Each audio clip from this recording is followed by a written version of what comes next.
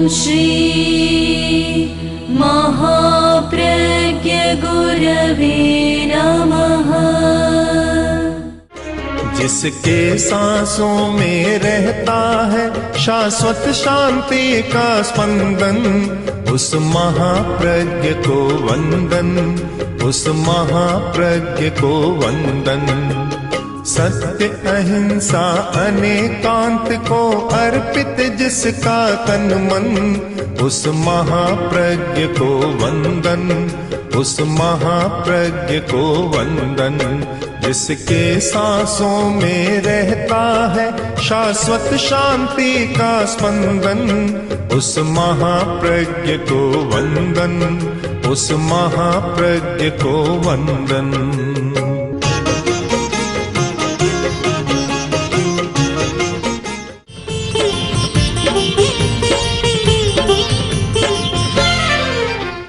हम चलते हैं, एक के बाद दूसरा गांव आता है, एक के बाद दूसरा आदमी सामने आता है। मैं मनुष्यों को पढ़ने का प्रयत्न भी करता हूँ। यद्यपि फेस रीडिंग मेरा विषय नहीं है, किंतु आभा मंडल जरूर मेरा विषय है।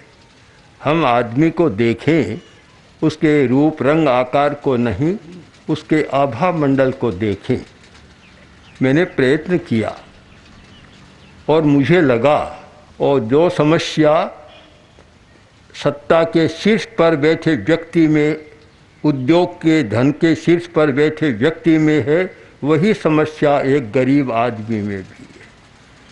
आदमी आखिर आदमी है और समस्या कोई बाहर से नहीं आती, समस्या भीतर से पैदा होती है, हमारे मस्तिष्क में पैदा होती है। हमने यदि समस्या को सुलझाने के लिए मस्तिष्क विद्या का उपयोग किया होता तो शायद सरलता से समस्याएं सुलझाई जा सकती थी। नए विषय हैं दोनों हमारे सामने, साइकोलॉजी का और मस्तिष्क विद्या का, किंतु दोनों इतने काम के हैं अहिंसा के विकास के लिए, हिंसा की रोकथाम के लिए, कि केवल धर्म का उपदेश देने से काम नहीं चलता। जब तक मस्तिष्क की परिवर्तन नहीं होता और जब तक मानसिक समस्याओं का समाधान नहीं होता, तब तक हिंसा की बात वहीं रह जाती है। हम जहाँ भी गए सब लोगों के बीच में रहे। हम उन लोगों के बीच में रहे जिनको लोग कट्टरवादी मानते हैं। मुस्लिम समाज के ट्रस्टों द्वारा संचालित विद्यालयों में उन्हीं के बीच में रहे और दिन भर रात भर उनसे बातें चीतें हुई, उनके साथ रहे, उनको भी समझने का प्रयत्न किया। मुझे लगता है कि अहिंसा की एक सबसे बड़ी समस्या है कि हमारा संवाद नहीं है, सीधा संवाद नहीं है। हम परोक्षतः काम लेते हैं, कान से सुनी हुई बात ज़्यादा आती है और परोक्षतः साक्षात नहीं होता। भारतीय दर्शन में साक्षात्कार का बहुत बड़ा महत्व है, प्रत्यक्ष प्रमाण और परोक्ष प्रमाण। तो वहाँ कहा गया प्रत्यक्षम ज्येष्ठम प्रमाणम। परोक्ष प्रमाण गौण प्रमाण है, ज्येष्ठ प्रमाण है प्रत्यक्ष प्रमाण, जो साक्षात होता है। हम एक मुस्लिम संस्था के भाई से बात कर रहे थे। उन्होंने कहा कि हमने यह संकल्प लिया है कि चाहे कुछ भी हो जाए हम अपने गांव में हिंसा नहीं होने देंगे। बड़ी दृढ़ता के साथ कहा। तो मैं देखता हूं कि हम लोग आदमी के कपड़ों को देखते हैं और उपाधियों को देखते हैं। ये उपाधियां इतनी लग गई, इतनी जातियां हो गई, इतनी जातियों ने और इतने संप्रदाय हो गए, इन संप्रदायों ने और इतने दल हो गए कि इन दलों ने आदमी को इतना दूर कर दिया, जबकि होना चाहिए था निकट, और कर दिया है दूर। मैंने तो कहा अनेक बार, उन लोगों के बीच में कहा कि अगर बड़े नेता, बड़े धर्मगुरु और बड़े समाज के प्रमुख लोग मौन कर लें तो आप लोग कभी नहीं लड़े। लड़ाने वाली सत्ताएं कौन है? और ये अनुभव किया कि वे लोग कभी लड़ना भी नहीं चाहते, शांति से रहना चाहते, रह रहे हैं। हम तो उनके बीच में रह कर आए हैं, तो सब शांति चाहते हैं। हमने एक बात उनसे कही, मुसलमान भाइयों से भी कही, हिंदू भाइयों से भी कही कि आप क्या चाहते हैं? अगर ये चाहते हैं कि गरीबी कम हो, समृद्धि बढ़े, उन्नति हो, तो एक बात पर ध्यान देना होगा कि इन सब के लिए शांति अनिवार्य है। शांति है तो गरीबी भी कम हो सकती है, समृद्धि बढ़ सकती है, प्रगति हो सकती है। और लड़ते झगड़ते रहेंगे तो और ज़्यादा गरीब बन जाएगा। मुझे तो इस बात की बहुत बार चिंता होती थी। मैंने अनेक बार कहा, मैंने कहा बड़े लोगों को कराने वालों की कोई कमी नहीं है। वे तो अपने आलीशान मकान में एसी में बैठे बैठे मौज कर रहे होंगे, और बेचारे रोज़ कमाई करने वाले, उन पर क्या बीतता होगा? जो रोज़ कमाते हैं खाते हैं, उन पर क्या बीतता होगा, क्या समस्या है? पर आदमी ऐसा है कि एक कठपुतली बना रहता है नेताओं की, बड़े लोगों की कठपुतली है। संख्या तो कठपुतलियों की ज़्यादा है, बड़े लोग थोड़े हैं, पर कठपुतली को तो जैसे नचाते हैं वैसे नाचती रहती है। वे तो अगर ये समस्या सुलझ जाए तो आदमी किसी के हाथ की कठपुतली न रहे, उससे अपनी स्वतंत्र अस्मिता का बोध करा जाए, तो मैं मानता हूँ कि अहिंसा के विकास का वह पहला कदम होगा। एक बार की घटना है, पटना में कांग्रेस का अधिवेशन था। आज अधिवेशन होने वाला, शाम को पता चला कि रिपोर्ट खो गई। अब अधिवेशन में रिपोर्ट प्रस्तुत नहीं करेंगे तो कैसे काम चलेगा, कैसे होगा? सब लोग, पंडित नेहरू, राजेंद्र बाबू, मौलाना, सब सारे चिंता में हो गए कि कल क्या करेंगे हम। हड़बड़ी मच गई, इधर उधर दौड़ धूप हो रही है। राजेंद्र बाबू ने पंडित नेहरू से कहा, आप चिंता न करें, मैं लिखा दूंगा सर। कैसे लिखा देंगे? आप चिंता न करें, लिखा दूंगा। राजेंद्र बाबू ने सारी रिपोर्ट लिखा दी और देखा तो आश्चर्य हुआ। पंडित नेहरू बोले, कमाल है आपके दिमाग का राजेंद्र बाबू। तो राजेंद्र बाबू बोले कि यह दूध का मस्तिष्क है, अंडों का मस्तिष्क नहीं है। तो कुछ लोगों की ऐसी स्मृति होती है कि याद रख लेते हैं, पर परिवर्तन के लिए केवल स्मृति काम नहीं देती। परिवर्तन का हमारा एक अलग तंत्र है, अलग तंत्र।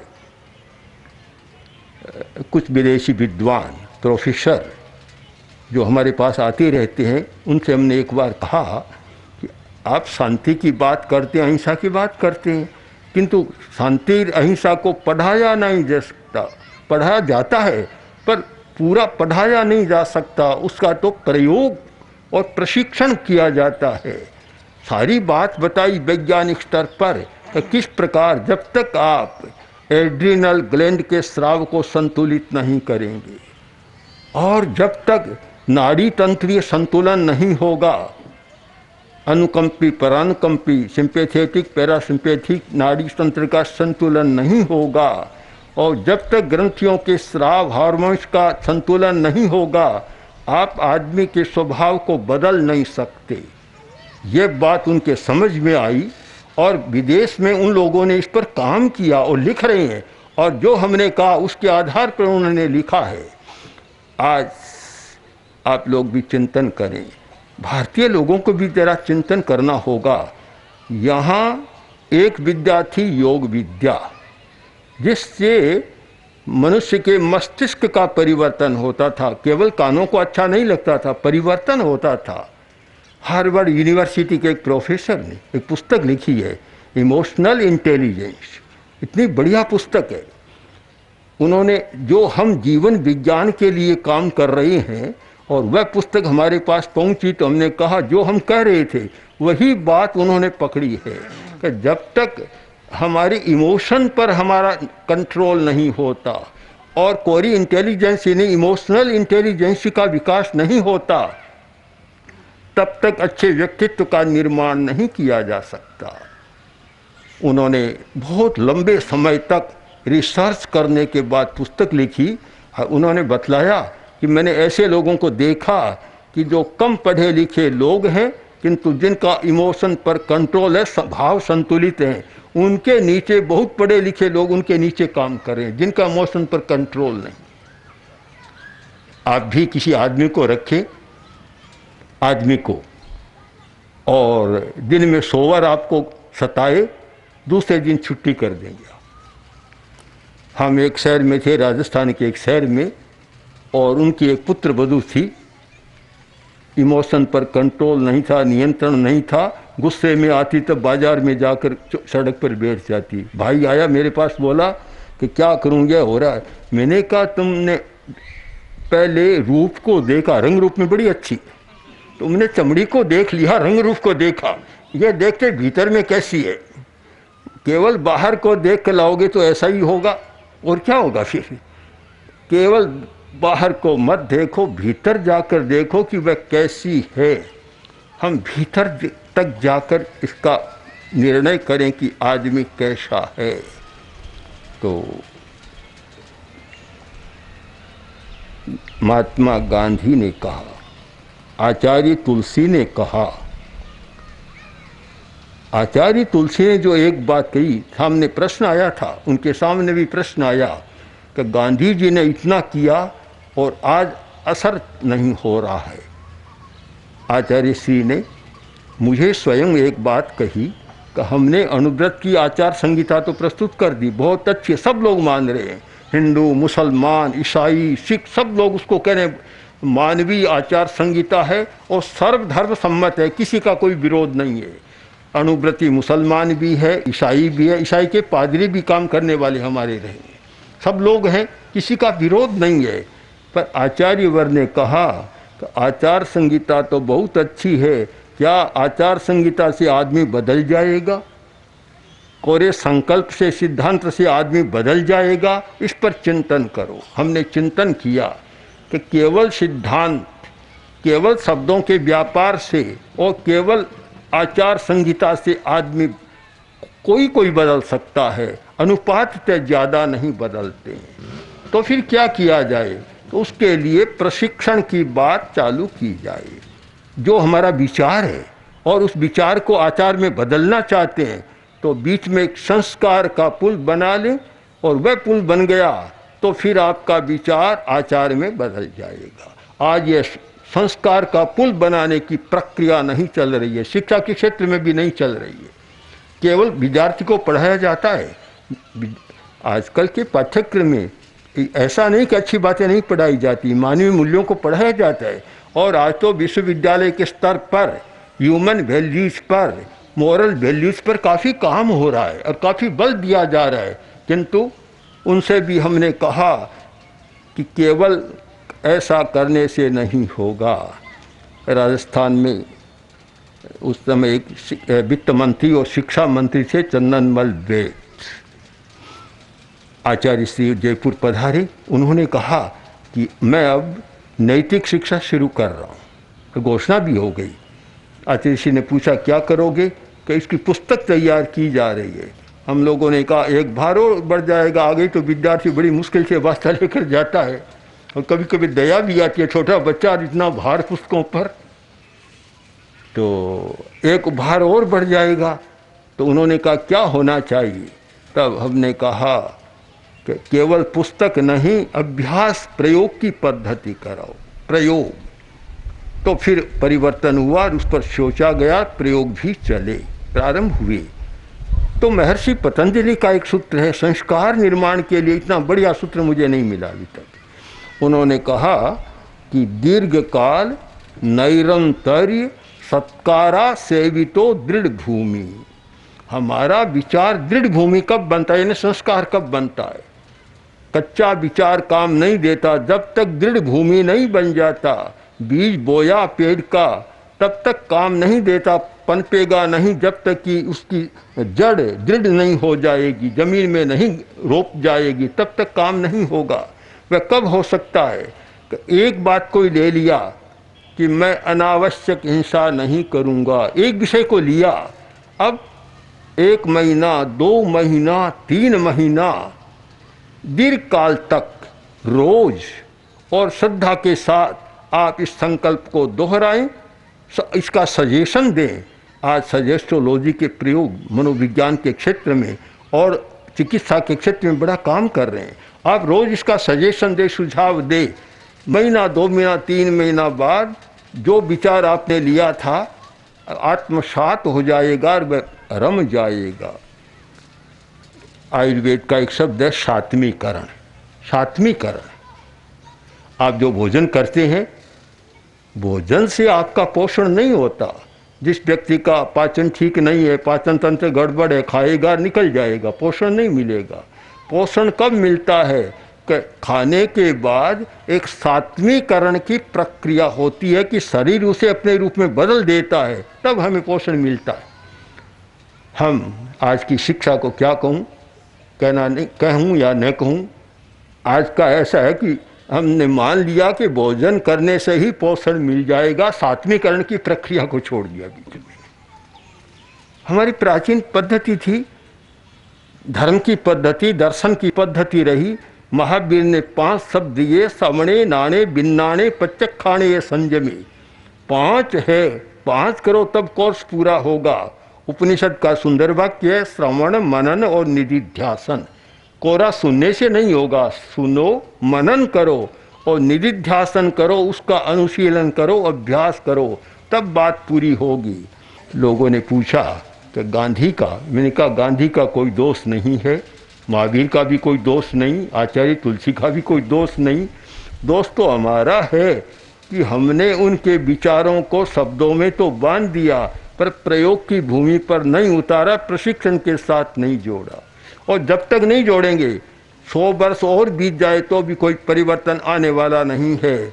और यह मैं अनुभव के आधार पर दृढ़तापूर्वक कह सकता हूँ कि अगर प्रशिक्षण प्रायोगिक चले, कोरा सैद्धांतिक नहीं, प्रायोगिक प्रशिक्षण अभ्यास का चले तो 100 में 50 व्यक्ति तो जरूर बदल जाएंगे। हो सकता है ज़्यादा नहीं भी कहूँ तो आधे तो बदल जाएंगे। जहाँ 50 बदल जाते हैं वहाँ कोई समस्या भी नहीं रहती।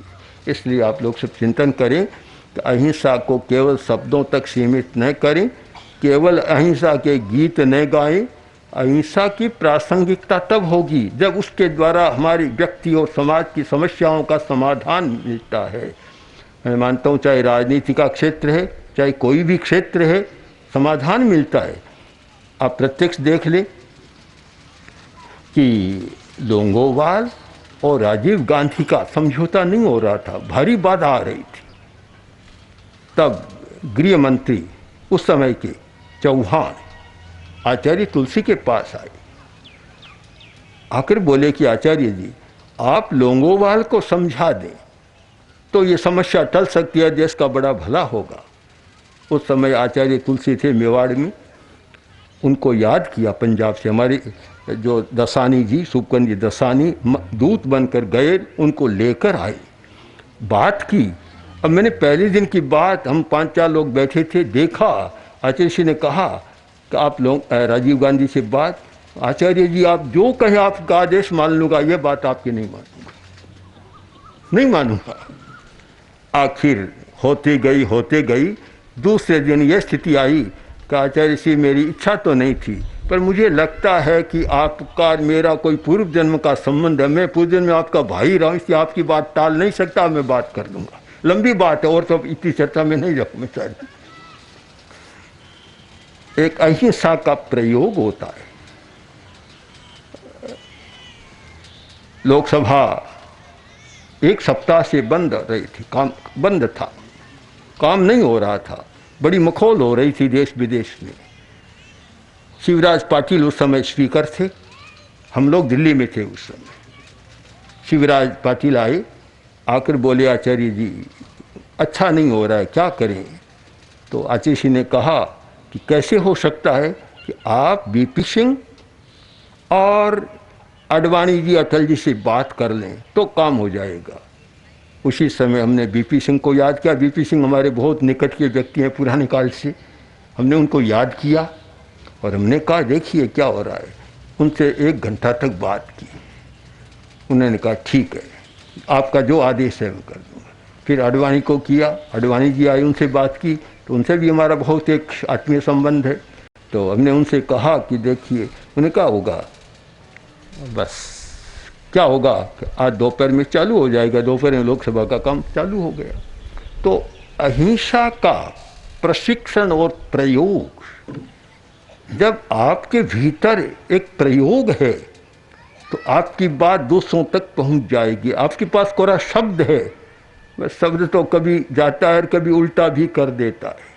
तो हम प्रशिक्षण पर जितना बल देंगे उतना ही भारत का भला है, विश्व का भला है और हिंसा को कम करने का एक रास्ता है। अगर यह नहीं करे, कोरे करें तो कुछ नहीं होगा। आचार्य तुलसी का एक सूत्र था कि धर्म और संप्रदाय, अणुव्रत के माध्यम से इस बात पर बहुत बल दिया गया कि संप्रदाय का नंबर दूसरा है, धर्म का स्थान पहला है। धर्म ऊपर है, संप्रदाय गौण है। अगर राजनीति के लोग भी इस सूत्र को, आचार्य तुलसी के सूत्र को शब्दांतर में पकड़ ले कि दलों का स्थान नंबर 2 है, राष्ट्र का स्थान नंबर पहला है। राष्ट्र को सामने रखे, दलों को नीचे। अब ऐसा न हो कि दलों की दलदल में राष्ट्र को भी फंसा दे, तो मैं समझता हूँ बहुत भला हो सकता है।